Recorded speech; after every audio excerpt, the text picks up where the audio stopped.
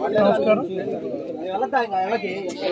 ఇవాళ నర్సరావుపేట పట్టణంలో Nallapati premier league తరఫున నల్లపాటి ఆర్మీ క్రికెట్ టోర్నమెంట్లు కండక్ట్ చేస్తూ ఉంది సంక్రాంతి సందర్భంగా. దీనిలో భాగంగా నర్సరావుపేట నియోజకవర్గం నుంచి మొత్తం 26 టీములు రావటం జరిగింది.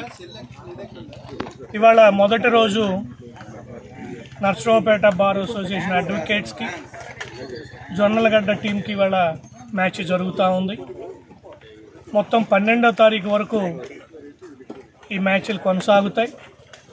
నర్సరావుపేటలో ఉన్నటువంటి ప్లేయర్స్ అందరినీ కూడా ఎంకరేజ్ చేసి వాళ్ళల్లో ఉన్నటువంటి ప్రతిభని వెలికి తీసి తద్వారా నర్సరావుపేటకి ఒక టీమును తయారు చేద్దామనేది నల్లపాటి ఆర్మీ యొక్క ఆలోచన.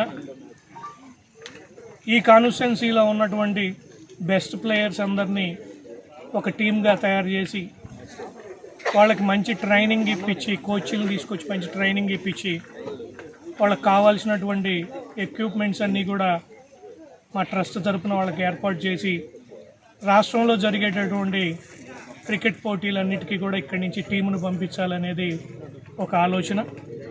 ఇది కులాలకి మతాలకి అతీతంగా పార్టీలకు అతీతంగా జరుగుతున్నటువంటి కార్యక్రమం. ఏ పార్టీకి సంబంధం లేదు, అన్ని పార్టీల వాళ్ళు దీంట్లో పార్టిసిపేట్ చేస్తూ ఉన్నారు.